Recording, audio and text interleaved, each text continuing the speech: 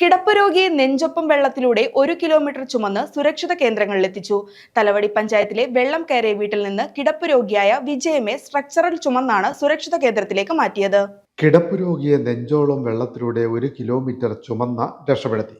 തലവടി പഞ്ചായത്തിലെ 11-ാം വാർഡിൽ വെള്ളം കയറിയ കണിയാപറമ്പിൽ വീട്ടിൽ നിന്ന് കിടപ്പ് രോഗിയായ വിജയമ്മയെ നെഞ്ചോളം വെള്ളത്തിലൂടെ സ്ട്രെച്ചറിൽ ചുമന്ന സുരക്ഷിത കേന്ദ്രത്തിലേക്ക് മാറ്റി. ഫയർ ആൻഡ് റെസ്ക്യൂ, പൊതുപ്രവർത്തകർ, നാട്ടുകാർ എന്നിവർ ചേർന്ന് പഞ്ചായത്ത് അംഗം അജിത് കുമാർ പിഷാരത്തിന്റെ നേതൃത്വത്തിലാണ് രക്ഷാപ്രവർത്തനം നടത്തിയത്. 11-ാം വാർഡിൽ കണിയാമ്പറമ്പിൽ വിജയമ്മ എന്ന് പറഞ്ഞ ആള് അവരെ വെള്ളം കയറി വരുന്നു, അവരെ ദുരിതാശ്വാസ ക്യാമ്പിലേക്ക് മാറ്റണം എന്ന് പറഞ്ഞതിൻ്റെ അടിസ്ഥാനത്തിൽ തകഴി ഫയർഫോഴ്സിൻ്റെ സേവനം ലഭ്യമാക്കുകയും അത് തുടർന്ന് സന്നദ്ധ പ്രവർത്തകരുടെ നേതൃത്വത്തിൽ അവിടെ ചെന്ന് ആ കിടപ്പ് രോഗിയെ അവിടുന്ന് ഏതാണ്ട് 1.5 കിലോമീറ്ററോളം അവിടുന്ന് ഓളെ ചുമന്നാണ് തലവടി ഗവൺമെൻറ് ഹൈസ്കൂളിലെ ദുരിതാശ്വാസ ക്യാമ്പിൽ എത്തിച്ചത്.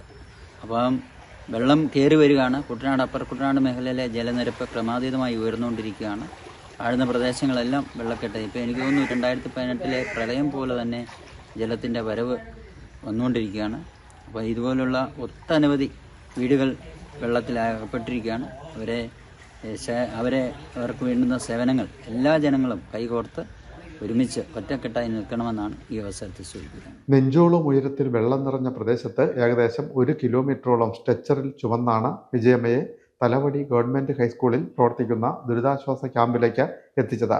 ഫയർഫോഴ്സ് ഉദ്യോഗസ്ഥരായ അനൂപ്, ഡൈജു, ഷിജുമോൻ, സഞ്ജയ് എന്നിവർ നേതൃത്വം നൽകി. സന്നദ്ധ പ്രവർത്തകരായ പ്രശാന്ത് ചന്ദ്രൻ, ശരത് രാമച്ചേരിൽ, അനന്തകൃഷ്ണൻ എന്നിവരും പ്രവർത്തനത്തിൽ സജീവമായി പങ്കെടുത്തു. തലവടി പഞ്ചായത്തിലെ വിവിധ സ്ഥലങ്ങളിൽ ജനപ്രതിനിധികളുടെയും ഫയർഫോഴ്സിന്റെയും പോലീസിന്റെയും നേതൃത്വത്തിൽ രക്ഷാപ്രവർത്തനങ്ങൾ തുടരുകയാണ്.